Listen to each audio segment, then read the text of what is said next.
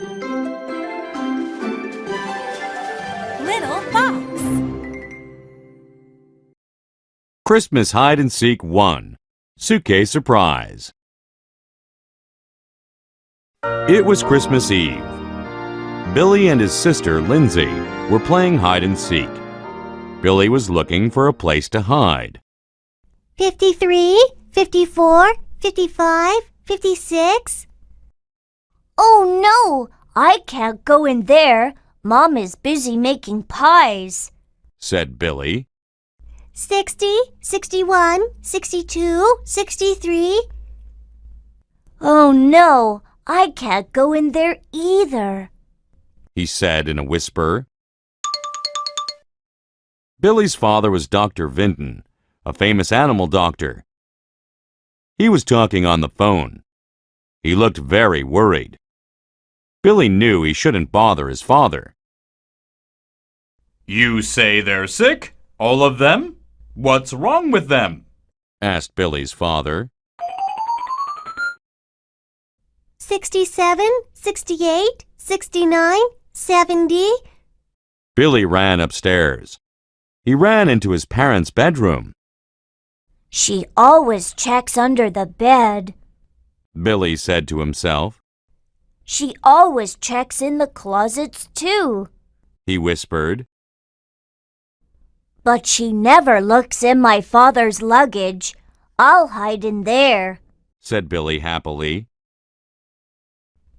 98, 99, 100. Ready or not, here I come, shouted Lindsay. It was dark and warm in his father's luggage. Billy soon fell asleep. Downstairs, Billy's father had just finished his telephone call with Santa Claus. Santa Claus had called to tell him that his reindeer were very sick, so sick that they couldn't fly. They're sending a car to take me to the airport. It should be here in a few minutes, said Dr. Vinton to his wife. What should I tell the kids? Asked his wife. Tell them that some animals are very sick and I need to help them, he said. There was a loud knock on the door. A man in a dark suit and dark glasses walked in. Dr. Vinton, I've been sent by the president, said the gentleman. Are you ready? He asked.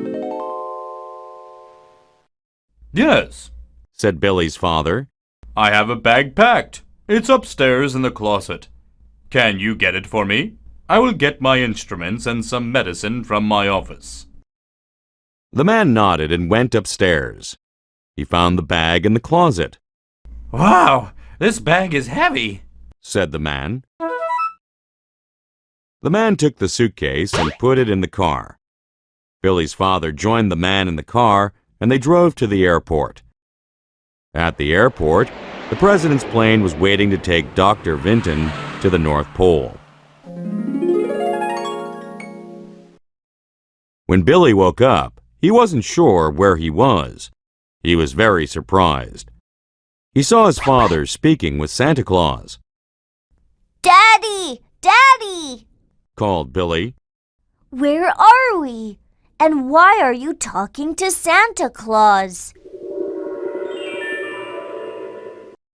Billy's father was even more surprised than Billy. What? How did you get here? Asked Billy's father in amazement. I was playing hide and seek with Lindsay. I hid in your suitcase. She didn't find me, so I guess I won, shouted Billy excitedly. Santa Claus smiled and said, Yes, Billy, you won, but your father and I are very busy. My reindeer are sick, and he needs to find out how to make them better. Will you be a good boy and help my elves?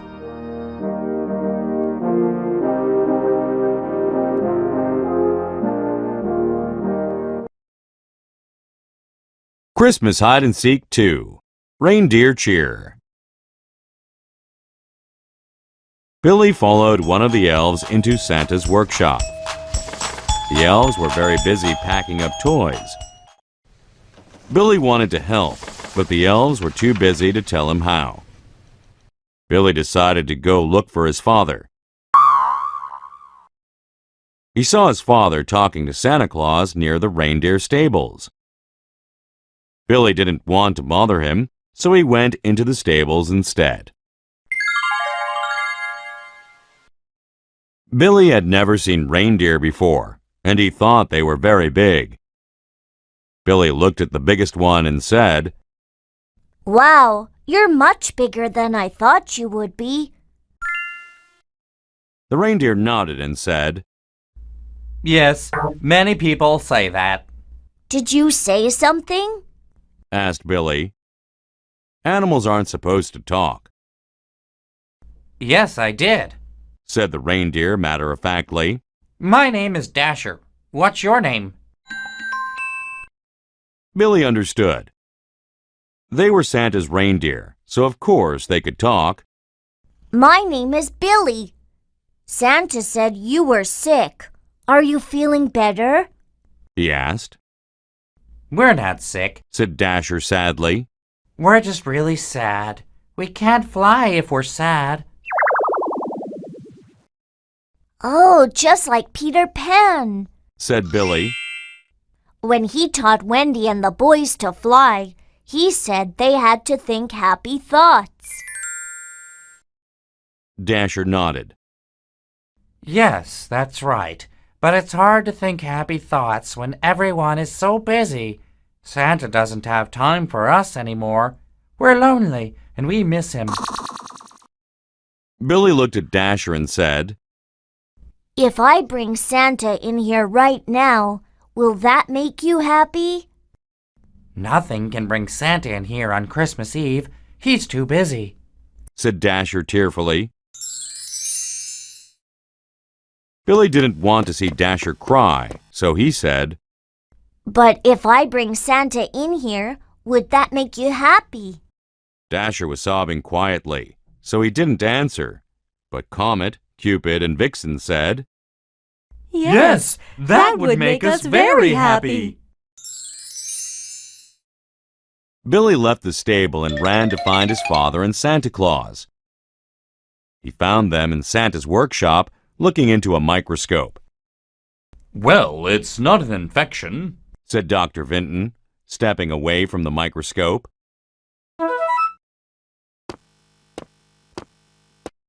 I know what's wrong with the reindeer, Daddy. Said Billy. They're too sad to fly. It's just like Peter Pan. Billy's father looked at Billy and said gently, Billy, Peter Pan is a fairy tale. This is real, and the problem is real. Santa stopped looking in the microscope and asked Billy, Why are they sad? They're sad because you no longer have time to visit with them. said Billy. They miss you, and they want to see you. Santa turned to Billy's father and said, Peter Pan is not a fairy tale. I knew Peter many years ago. He was such a wonderful boy, but like all boys, he grew up. I think Billy has solved our problem. If my reindeer are unhappy, they can't fly. Only happy reindeer can fly. Santa Claus left his workshop and went to the stables. Billy and his father waited. After a very long time, Santa returned. He was very happy. Billy, you have saved Christmas. Thank you for making my reindeer happy. Ho, ho, ho! Billy watched the elves load Santa's sleigh. Even though the elves kept putting more and more toys into the sleigh, the pile never got bigger. When the elves finished loading the sleigh, Santa came with his reindeer. Dasher came up to Billy and said, Thank you, Billy. Giving Santa back to us was a wonderful Christmas present. I hope Santa gives you something special. Oh, I'm sure he will. said Billy happily. As Santa and his reindeer took off, Santa shouted down to Billy, his father, and the elves. Merry Christmas to all, and to all a good night! Ho, ho, ho!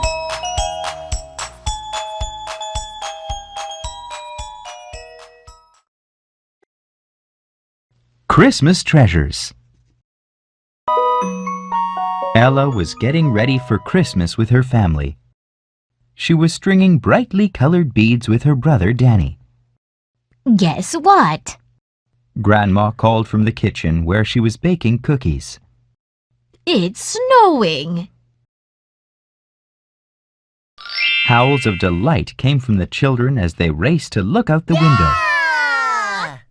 It's going to be a white Christmas after all, Cried Ella. Hey, look who's here, said Danny as Dad entered the room. He was covered with snow, holding up a tree. Now, who is going to help me decorate this? Dad asked with a grin. Just then, Mom came downstairs carrying a big box of Christmas decorations. I think we're going to need these, she said. Soon everyone was in the spirit, helping to decorate the tree. It looks beautiful, Said Ella. Yes, I agree. Grandma said. But I think it's missing something extra special. Like what, Grandma? Asked Ella.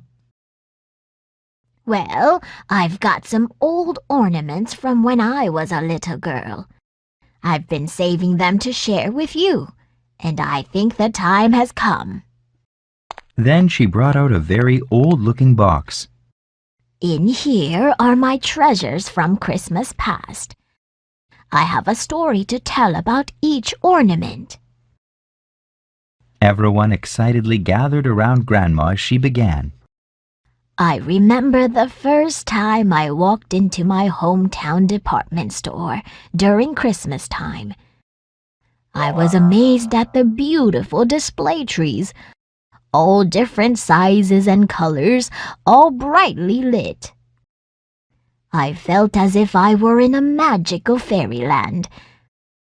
My mother asked me to help her pick out some ornaments for our tree. I picked out these, said Grandma as she held up 2 golden balls. She twirled them between her fingers. I still love the way they sparkle. They look like little twinkling stars, said Ella admiringly. And here's my sweet little angel, said Grandma, reaching into the box. My grandfather gave me this one Christmas. I thought it was the most beautiful thing I'd ever seen. See her little wings? I asked my grandfather if she could fly. He said, yes, but only at night when we're asleep. Grandma chuckled. So I would sneak downstairs in the middle of the night, trying to catch her flying. I never did see her flying, but sometimes in my dreams I did. Ella laughed. So you did see her fly. What's next? Now this one. Grandma held up a blue dog with a bone in its mouth. My favorite teacher gave me this. She was always making things and giving them to her students. Look at the way she painted the dog's face, and on the back she painted her name, Mrs. Beatty, and the year 1944. Ella looked thoughtful. Your ornaments really are treasures, Grandma. How can you give them up? Because I know you will treasure them as much as I do. Now this is the last ornament.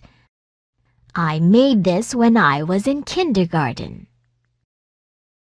I remember how carefully I made it, gluing the wooden sticks together, letting the glue dry, then painting the whole thing white. It's held up pretty well all these years, I must say. Grandma held the snowflake ornament in front of the window. Snow was falling gently outside. Ella suddenly spoke up. I have an idea. Why don't we make our own ornaments? That's a wonderful idea, Ella, said Dad. But how are we going to make them? I know a recipe for making clay ornaments, said Grandma. All we need is some flour, salt, and water. Then we cut the clay into shapes, bake our ornaments, and paint them. So everyone got busy making ornaments. Dad made a car, Mom made a shoe, Danny made a football, and Grandma made a gingerbread man. Ella took the longest, but when she was finished, she surprised everyone. This is for you, Grandma, said Ella. because you gave us your special ornaments. Ella made a snowflake with wings, put gold sparkles on it, and on the back she had painted Ella 2008. Grandma was moved to tears. Ella, this is the most beautiful Christmas ornament I've ever had. I will treasure it forever. Ella gave Grandma a big hug. And we will always treasure yours.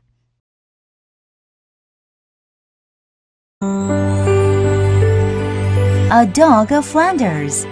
Chapter 15. Christmas Eve.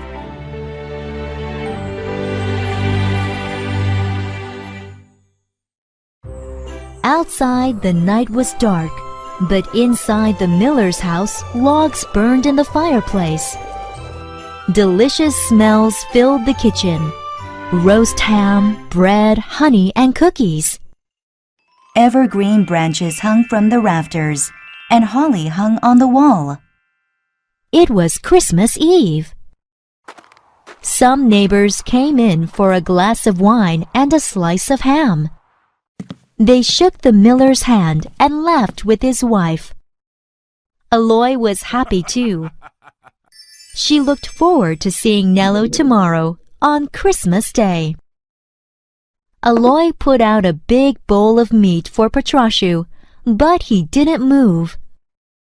Petrashu's loyalty to Nello was too strong. He was hungry and cold, but without Nello he would not eat. Petrashu had not moved from the door since Nello had left. He was waiting until he could escape. "The dog wants Nello," said Master Kojay. "Good dog. In the morning I will go over to the hut to see Nello." But only Petrashu knew that Nello was not in the hut. Only Petrashu knew that Nello had no food or blankets. And only Petrashu knew that Nello was somewhere out there in the freezing cold. Another neighbor arrived to join in the Christmas celebrations. When the neighbor did not close the door properly, Petrashu saw his chance. He quietly pushed the door open with his nose and ran out into the night. It was late. Snow had been falling all evening, and Nello's footprints were gone. It took Petrashu a long time to find Nello's scent. He ran back and forth, up and down the road, with his nose lowered to the snow. When Petrashu found Nello's scent, he quickly followed it down the road. The weather was wild. The roads were sheets of ice, everything was dark, and the snow kept falling thick and fast. In the wind and darkness, Petrashu lost the scent. He stopped and circled around and around until he found it again. This happened over and over, but Petrashu wouldn't give up. Petrashu followed Nello's trail along the familiar road into Antwerp. It was past midnight when the dog arrived in the city. The streets were very dark. Sometimes a narrow ray of light shone through a wooden shutter, but that was all. There was no sound except for the wind. Gusts roared down the narrow streets. The wooden shop signs banged against the walls, and the street lamps shook. Many people had walked through the city streets that night. Friends had visited each other, and families had gone to church. With so many scents to follow, it was difficult for Patrashu to find Nello's trail. Patrashu followed Nello's scent down twisting alleys and streets. He poked his nose into dark corners and doorways. Where was Nello? Would Patrashu ever find him on this dark, cold Christmas Eve? Patrashu's fur was wet with snow. He shivered with cold. Finally, he followed Nello's scent to a familiar place, the Antwerp Cathedral. Nello has gone to the things he loves, Patrashu thought.